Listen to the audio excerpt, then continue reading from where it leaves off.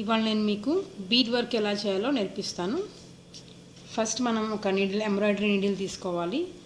ఈ నీడిల్ యొక్క ఈ పాయింట్ బీడ్ వర్క్ అయితే చాలా సన్నగా ఉంటుంది, కానీ ప్రస్తుతం నా దగ్గర లేకపోవటం వల్ల నేను మీకు చైన్ స్టిచ్ వేసే నీడిల్తోనే నేర్పిస్తాను.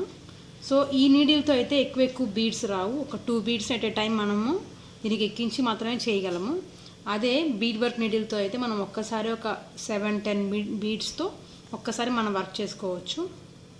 ఫస్ట్ ఈ నీడిల్ యొక్క ఈ పాయింట్ ఉంది కదా, ఈ పాయింట్ ఇప్పుడు మనం లెఫ్ట్ హ్యాండ్ సైడ్, మనం కూర్చున్న వైపు ఈ లెఫ్ట్ హ్యాండ్ సైడ్ ఇది ఫేస్ చేసి ఉండాలి. అండ్ ఈ హ్యాండ్, లెఫ్ట్ హ్యాండ్ని మనము ఫ్రేమ్ కింద భాగంలో ఉంచాలి. ఈ వర్కింగ్ థ్రెడ్ని మనం ఈ 2 ఫింగర్స్తో పట్టుకోవాలి. సో ఇలా ఈ 2 బీడ్స్ని మనము నీడిల్తో తీసుకుంటూ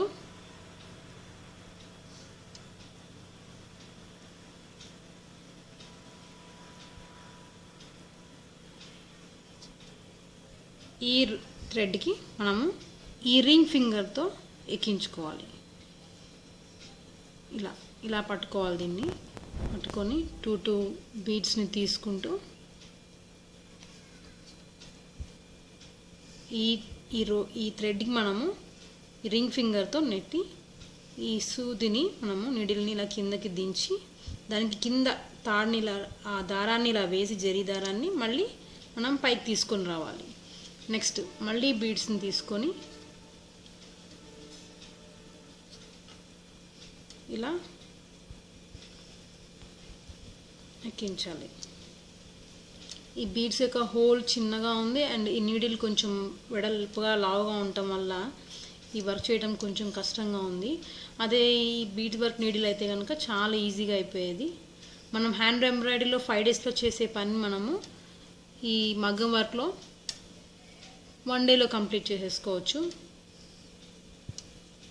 అండ్ ఫస్ట్ మనం ఈ వర్క్ చేసే ముందు ఈ యొక్క క్లాత్ని మనం ఈ ఫ్రేమ్కి చాలా టైట్గా ఉండేట్టు చూసుకోవాలి. ఎక్కడ ముడతలు లేకుండా చాలా టైట్గా ఉండేట్టుగా మనము సెట్ చేసుకోవాలి.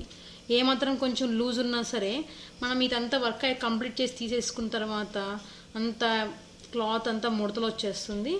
అండ్ మనకి వర్క్ చేసేటప్పుడు కూడా చాలా ఇబ్బందిగా ఉంటుంది, చేయడం ఈజీగా ఉండదు, కొంచెం కష్టం అవుతుంది అన్నమాట.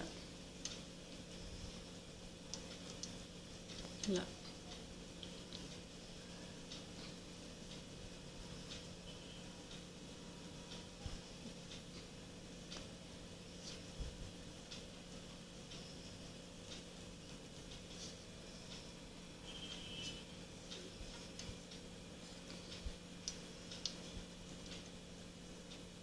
పెద్ద మగ్గం ఫ్రేమ్ అయితే ఇంకా ఈజీగా ఉంటుంది. ఒక్కసారి మొత్తం స్టిచ్చింగ్ ఒకసారి కంప్లీట్ అయిపోయినా తీసేసుకోవచ్చు, ఎంబ్రాయిడరీ అంతా అయిపోయిన తర్వాత.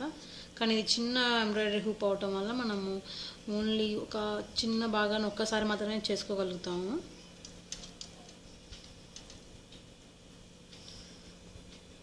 అండ్ ఫస్ట్ స్టార్ట్ చేసినప్పుడు మనకి బీడ్ వర్క్ కొంచెం డిఫికల్టీ ఉంటుంది, హ్యాండ్స్ ఫ్రీగా మూవ్ అవ్వవు. మనం ఒక 2-3 డేస్ ఒక ప్రాక్టీస్ క్లాత్ మీద దీన్ని ప్రాక్టీస్ చేస్తే హ్యాండ్స్ ఫ్రీ అయిపోయి మీకు ఈ వర్క్ చాలా ఈజీగా అనిపిస్తుంది. మీరు చాలా ఎంజాయ్ చేయగలుగుతారు ఈ వర్క్.